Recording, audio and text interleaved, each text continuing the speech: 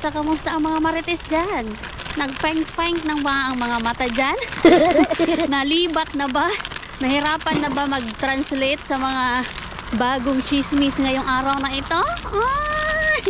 Walang mga pinapalagpas, no? Sino na ang mga nagpeng-peng ang mata? Nahirapan magbasa kasi feng. Si Andy naman kasi. Bakit naman kasi feng yung kanyang background? Tapos si ano din, si Pilmar, nag-ija-ija, kija-kija man yung ano niya. Siya lang mo yung sa Andy ay human. English ng English. Tapos si Pilmar, ija-kija. Nahirapan ba yung mga Bisaya? Paano i-translate yun? Or paano, kung ano nga ba yung ibig sabihin nun? Kahit ako, nahirapan din ako. Kay yung lumabas yung chismis na yun. Gabi dito mga Zay, gabi. Tapos dyan sa inyo, tulog na kayo mga Zay. Kami pala ang pinakaunang marites dito. Nahirapan ako doon sa post ni Filmar. Sabi ko, iba pala talaga yung ng mga Surigao nun. Siargao. Pero naintindihan ko naman. Ita-translate ko nga sana sa Bisaya namin, sa Leyte ba. Pero wag na. Bahala na kayong mga mas marites ang mag-translate kung ano talaga yung mga kung ano ba talaga ang ibig sabihin nun. O diba, nakakaloka ang bagong ngayon, chika, ang bagong chismis 2025. Sino mag-aakala na may ahas-ahasan palang nangyayari? Nakakaloka talaga. Nakakatakot yung ganun, yung inaahas-ahas ang yung partner ay ang iyong asawa na hindi mo alam, yung mag-best friend kayo, so sobrang close kayo, tapos inaahas pala. Uy, nakakatakot yun. Hindi pa naman ang tawagan nila, little bro and little sis. Uy, may ahasan pala nangyayari, no? Nakalain mo yun. Pero diba, wag pa rin tayo maging judgmental kasi hindi naman natin alam yung buong story. Kaya wag pa din tayo mag-judgmental kasi hindi natin alam ang buong pangyayari. Nagyaw-yaw ang bata doon, no? Happy yarn. This is the weather. Ikot-ikot lang kami. Ay, ikot yung aming walking today. Ang dadaanan namin pa uwi is yung galing tayo doon sa may church, yung white church. Pababa kasi yun. Kaya yun yung inuna namin. Tapos yung dadaanan naman namin dito is yung garden ni Ate Rose. Yung ating kababayan dito na matagal na. So ito ang mga apartments dito. Old apartments. Ito yung mga dinadaanan din namin dati ni Mr. Nung wala pa si Lumi. Ito din yung rota na pinag-walkingan namin. Russians mostly yung mga nakatira dito. Hindi ako narinig kaya mayroon siyang takip sa kanyang tenga. Ang ganda mag-walking. Nakaka-refreshing. Sarap buhay ni Madam talaga pag nag-walking, no? Walang ka-problema. Time check pala, 3:30. So, ayan. Dito yung labas namin. Dito yung garden nila Ate Rose. Dito yung garden ni Ate Rose. Yun doon. Wala ka buhay-buhay pang tignan kasi nga winter pa. Pero pag summer, yan. Mag-greenery yan dyan. Nirarantahan yan ni ate.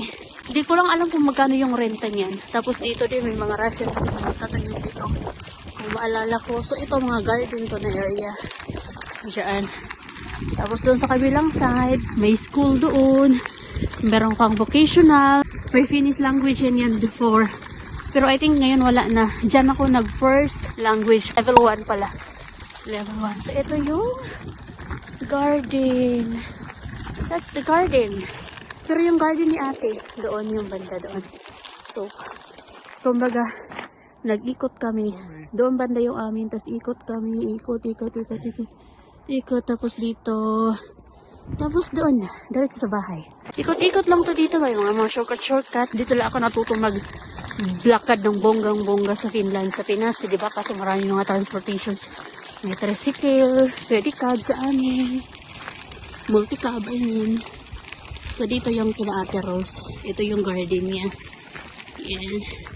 Tapos doon yung church. Tapos may kapilya. Ang dami naglalakad ngayon. Nag-i-snow ng konti.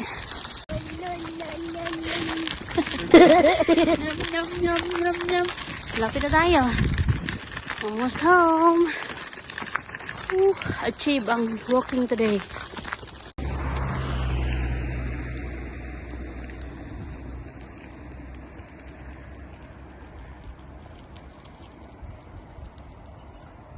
After an hour walking, drive naman to the shop. Oh, very good naman tayo today. Nakapag fresh air. Sarap mag-walking kaya. Ay, salamat. Hindi ako yung nagkarga. Hindi sa akin nakakumpati ang lumibel. Yan yung maganda talaga pag nandito si Mister. Kaya, easier ang buhay ko. Pag wala si Mister, para akong napilayan ng pakpak.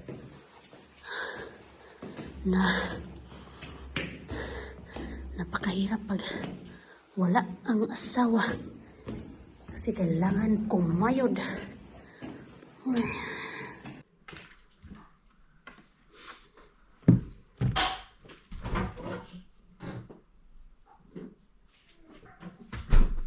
Ituloy natin ang chika kay Undergirl at kay Filmar. Hindi ako makapag-vlog ng maayos kanina. It's because yung aking camera na naman ay, ang ating Jamera Bells ay nagloloko na naman siya. Kaya yung ginamit ko na pang-vlog kanina was my phone. Kaya hindi ako makapag-chika ng maayos. Hindi makapag-hugot. Huhugot tayo ngayon mga besh. Huhugot tayo ngayon mga besh. So, habang huhugot tayo, gagawa din ako ng smoothie. Smoothie for Lumibo. Ito ay ang tinatawag ko na Hidden Veggies smoothie. O, diba? Hidden. Bakit hidden?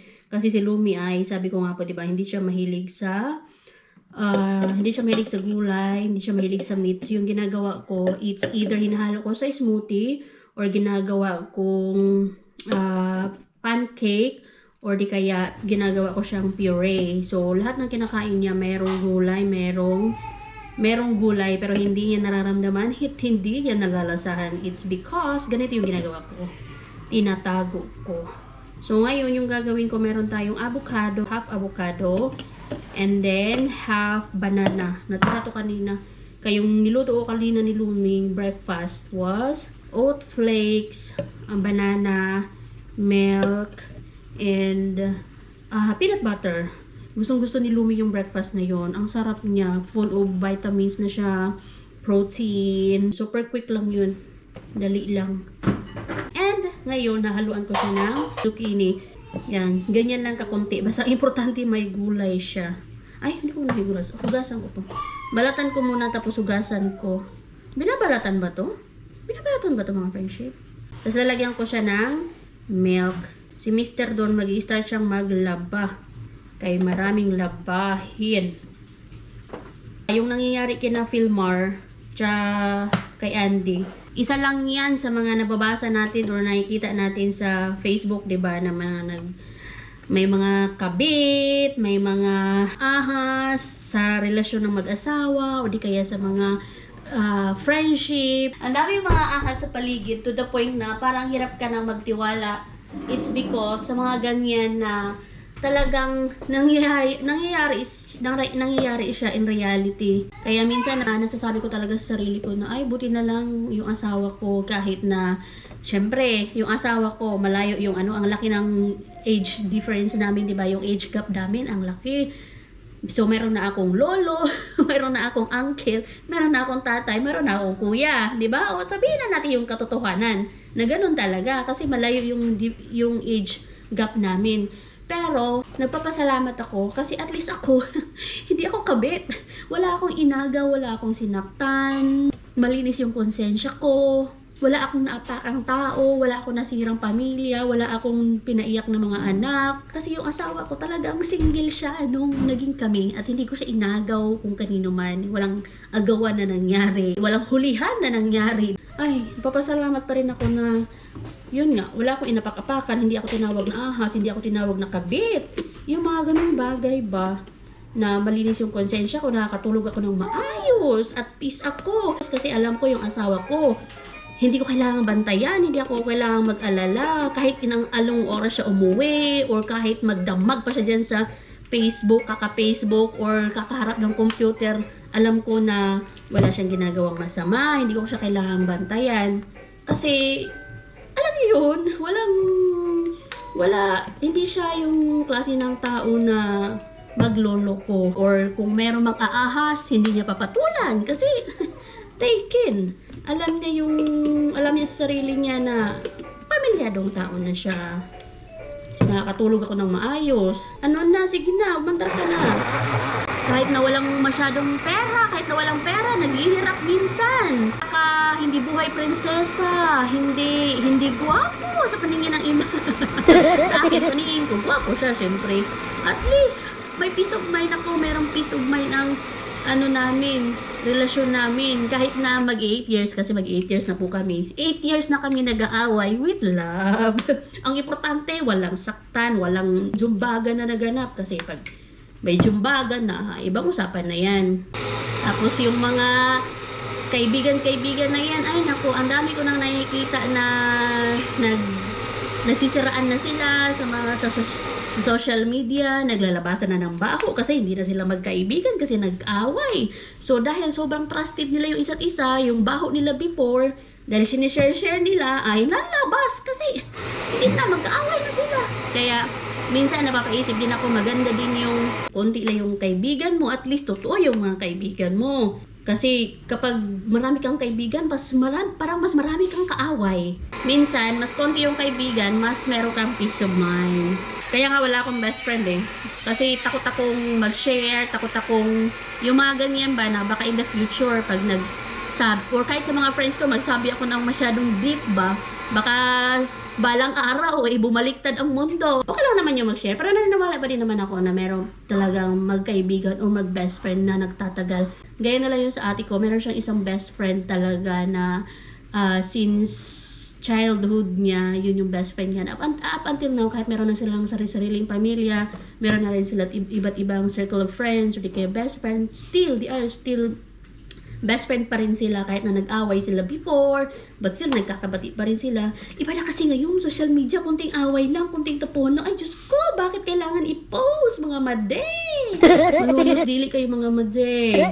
Dapat hindi, padalos-dalos sa mga pinopost, kay walang naidudulot ang social media, mga made. Pagsisihan nyo yan, pagpistahan lang kayo ng mga netizens. Pagpistahan lang kayo ng mga made dyan. Na mga marites at marisol. Diba? O, ayan na. Yung smoothie ni Lumi. Nakagawa tuloy tayo ng smoothie ni Lumi. Chismis pa mo.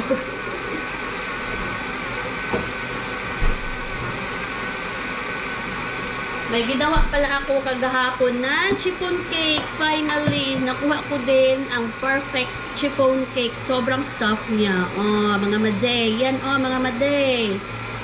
Perfect ito. Chiffon cake. Hinati-hati ko po na po siya. Nagustuhan din to ni Mr. eh. Meron tayong pang kape, mga made. Kape-kape, mga made. Anyway, okay na to. Ayan, oh. Ang ganda ng blender na to. Portable. On the go lagi. Yan. Snack to ni Lumi. Lumi bo! Tapos ilagay ko siya dito. Yan. Sa squeezer na bag. Squeezer bag. Na siya na yung kakain ito. Mag-squeeze with.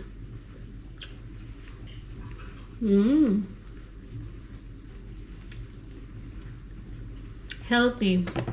Super healthy. Tapos, close mo lang yan. Lumi, come here. Kailangan kunin ang bata batuta.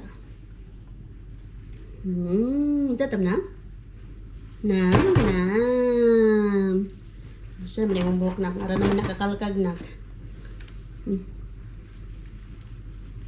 Ay, susuri na. Na-squeeze man og mayo na. Sige na, katanggalon lang nga ni mama.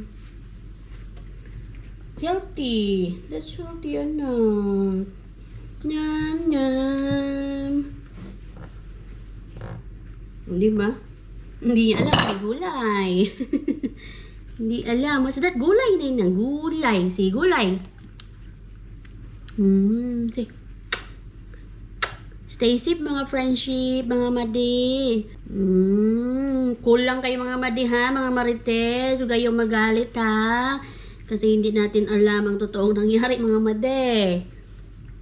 Pero sinabi din naman ni Andy, di ba? Na hindi naman daw nag-cheat si Pilmar. Yung babae daw talaga. Yung little sis.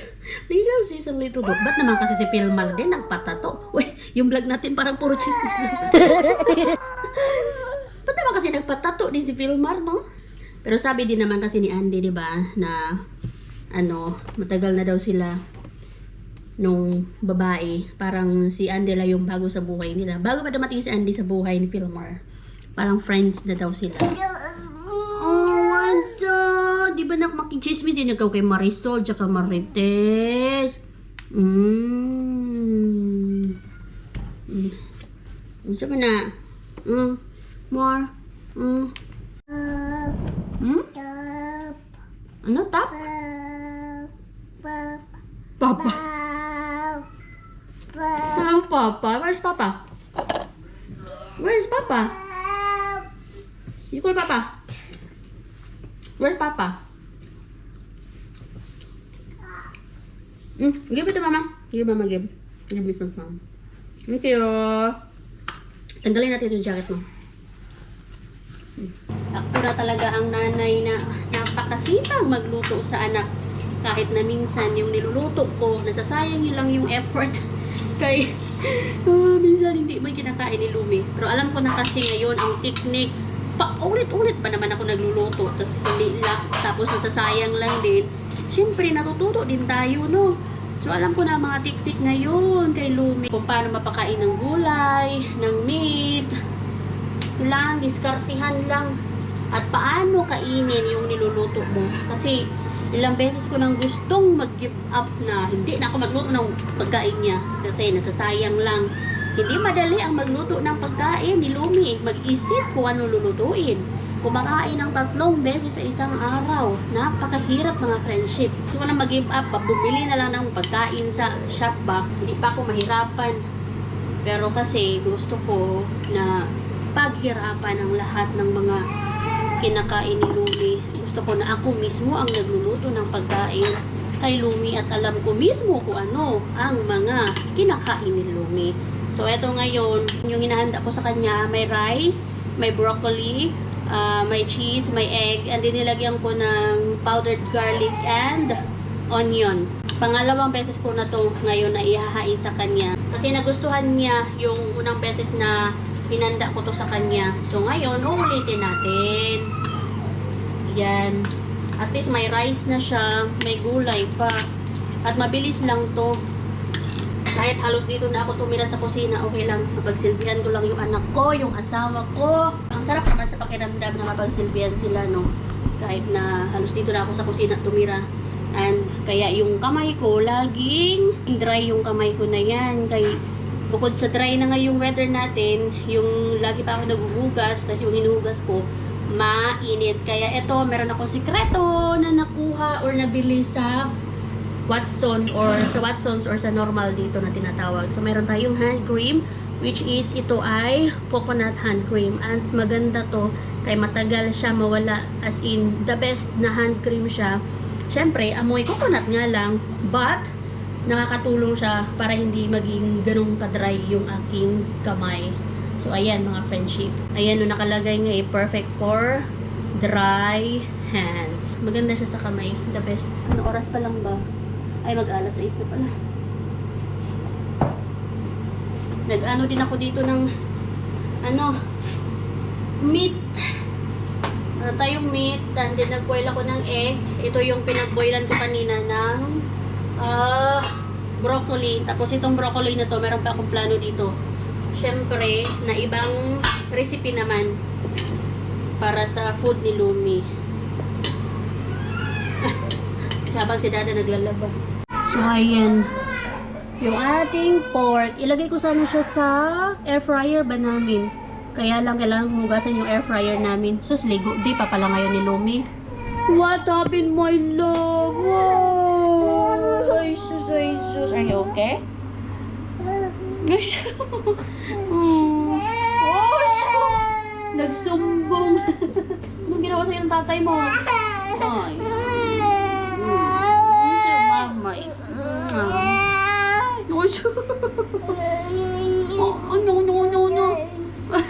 Nagsumbong.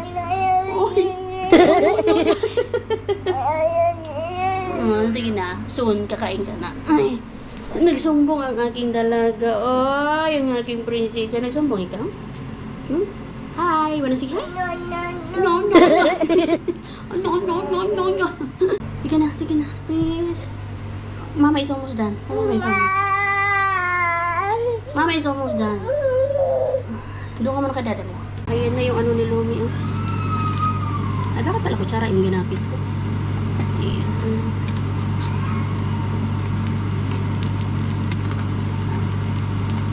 Ito yung magiging food ni Lumi. Kasi yung kinain niya kanina kasi was yung sinabawan na isda na may spinach. Ay, ano nga ba yung gagawin ko? So, ayoko naman na yun pa rin ipapakain ko sa kanya. Siyempre, magsasawa din yun. Off ko pala muna to. Ano ba yan, Zay? Hindi mo na alam yung gagawin nyo, Zay. Sa kabisihan mo sa buhay, Zay. Ay. Wait lang. Yum. Pray. Nakakatuwa talaga, Lumi. Kasi every time na nandito kami, tingnan na. Pray. Pray. Hindi na to kailangan ng kutsara.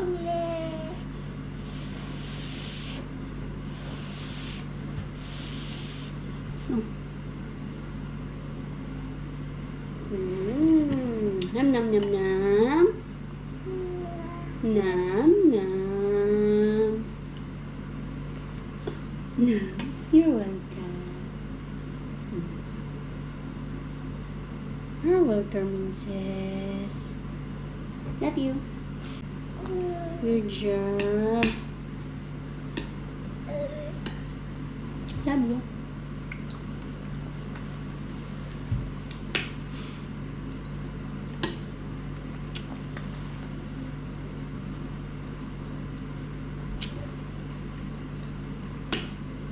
Nakakain, nakaligo, at ngayon, naghagok na ang aming bebe. Tapos, wala na rin ako hugasin kasi nakahugas ako kanina. Nalinis na rin yung kalat ni Lumi, yung mga laruan. Nasampay na din ni Dada yung kanyang nilaban kanina. Walang hugasin. Nahugasan ko na din kanina. Kaya malaking tulong talaga pag nandito si Mister kasi mabilis ang lahat. Nagiging magaan ang lahat sa akin. Kaya, gusto ko na lang dito siya. Di ba pwede? Kaya yan man yung reality natin dito. Kailangan may kumayon. Kaya paano naman yung ating mga bayarin dyan? Ating mga konsumo. Paano man tayo makaka-survive kung walang magtatrabaho, di ba? So, ayan, naglagay na ako ng hand cream. Kahit na ay maghihilamos saka magtututbrush na lang naman ako mamaya. So, kahit naglagay na ako, hindi siya mabilis matanggal yung pagka-oily ba niya. Siyempre, may amoy coconut lang, pero hindi sobrang pangit ng amoy. Ang ganda talaga nito. Yan, I really found the one finally. Kaya ito yung madalas na, alam mo yun, puti-puti na sa sobrang dry. Tapos napansin ko nga ito noong unang gamit ko, kasi yung binibili ko to noong nakarang araw. Ginamit ko to, naglagay ako sa hand ko. Tapos ilang beses ako naghugas ng kamay. Ang tagal matanggal nung pagka-oily ba niya. Bili kayo nito kung gusto nyo. Yan. And ito naman yung aking lotion. Vaseline siya. Meron siyang Cocoa Radiant with Pure Cocoa Butter. Alam niyo po ba kung saan ko to nakita? Kaya hinanap ko to sa normal. Sa Facebook lang naman. Alam niyo na, mahilig tayo makigaya-gaya. Pero, ang ganda pala niya. Kaya pala nag-trending siya sa Facebook. Kasi maganda pala siya. And then, meron din ako nabili na vanilla yat. Ay, shea butter with vanilla. Ano naman yun? Shower cream naman yun siya. So, ngayon, yung aking katawan, hindi na ganun ka-dry. Yun kasi yung problema ko tuwing winter ba. Sobrang dry. Hindi walang gamit yung lahat ng mga lotion na ginagamit ko. Dami kong mga lotion na tinry para matanggal yung dryness. Ay, Natatanggal naman yung dryness. Pag naglagay ka ng lotion, tapos maya, balik na naman siya. Pero ito, napansin ko, ang ganda niya. Kay, nag-i-stay, nag-moisturize yung ano mo, yung skin mo. O, diba? Naglagay ako dito kay, pag nagpapaligo ako kay Lumi, doon man sa shower enclosure na, hindi naman siya gumagamit ng bathtub niya. Pati ako, parang naliligo din. Yung, ganda niya. The best. I found the one. Anyway, maki-end na rin pala tayo na ating vlog. Thank you very much for watching mga Pershi, mga mati. Thank you very much for watching sa lahat ng mga sumusuporta sa ating simple channel. Bye-bye!